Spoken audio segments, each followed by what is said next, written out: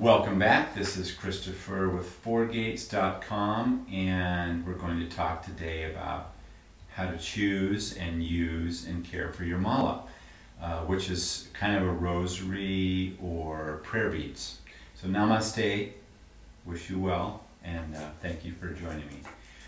The purpose of a mala is when you're reciting prayer, whether you're in the Buddhist tradition, the Hindu tradition, the Christian tradition, and the Catholic Church is called the rosary, and in the Hindu tradition it's called japa or other, there's many names for it in the Hindu tradition. In the Muslim tradition they have their own names for it, but pretty much every tradition uses some sort of a way of staying in touch, being present with your prayers, and also counting them so you have a sense for how many you've done. And it's just a way of sort of, staying in touch with what you're doing. There is great benefit to using a mala. Many people believe that the mala absorbs energy from your practice, the sort of electromagnetic energy and the blessings and the prayers. So over the years your mala will change and become very special.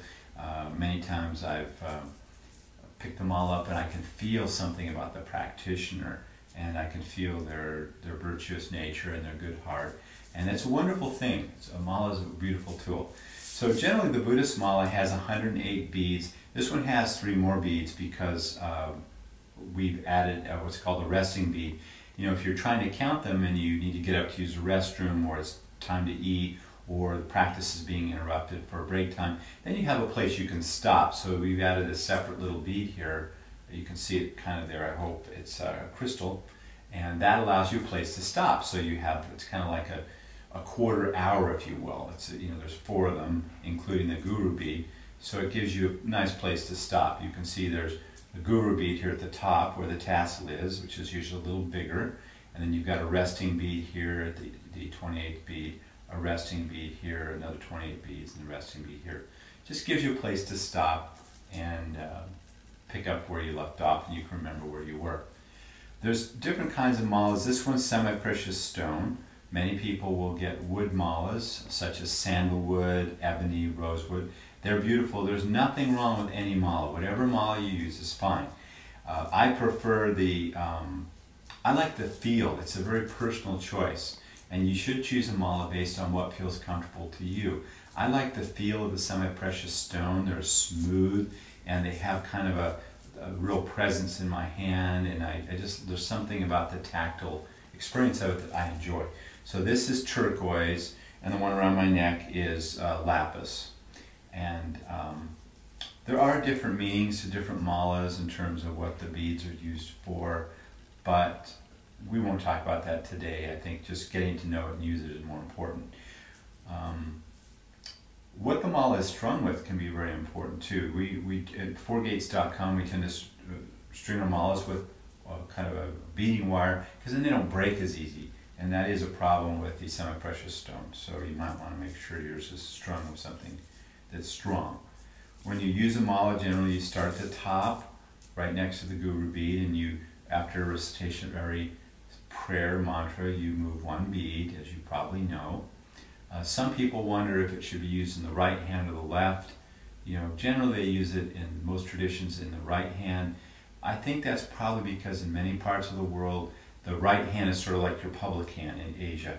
It's the hand you touch people with, you shake with, and your left hand is your sort of your personal hand. That's because in many countries they don't have toilet paper and things like that. So it's kind of like used for your own personal grooming. So it's like your public self and your private self. It's not that there's any, special need to use only your right hand. You can use a mala in either hand, but many times people will use it in their right hand.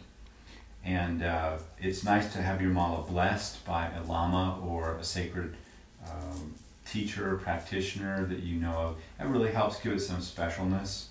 And I would always encourage you to, this is something I teach everyone, don't coil it up too tight because it'll break really quickly and easily. Kind of coil it loosely, maybe like 3 loops like that.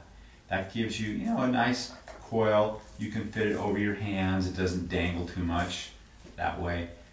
But if you coil it too tight, or you cram it in your pocket, or you cram it in your jacket, or even one that's not wire like this one, it will eventually break. So if you treat it gently and with kindness, it will last far longer.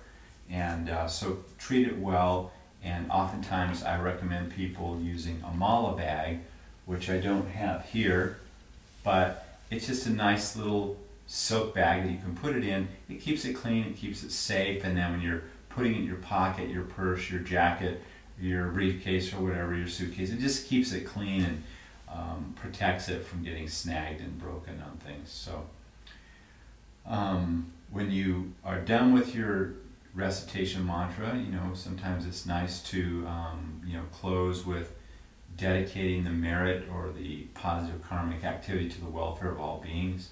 That's something I always encourage people to do. But most important is choose the mala.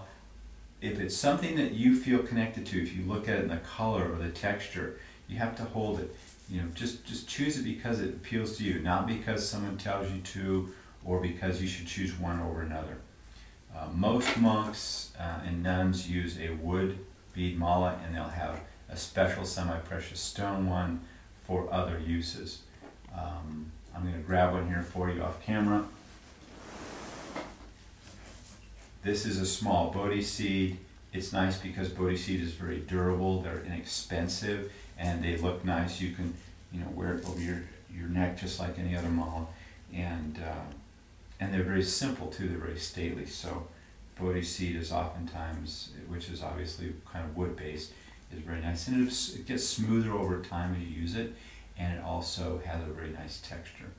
So I hope this has been helpful. Thank you for listening and joining me. Namaste, and I wish you well in your practice, and blessings to you and your family. Thank you. Bye now.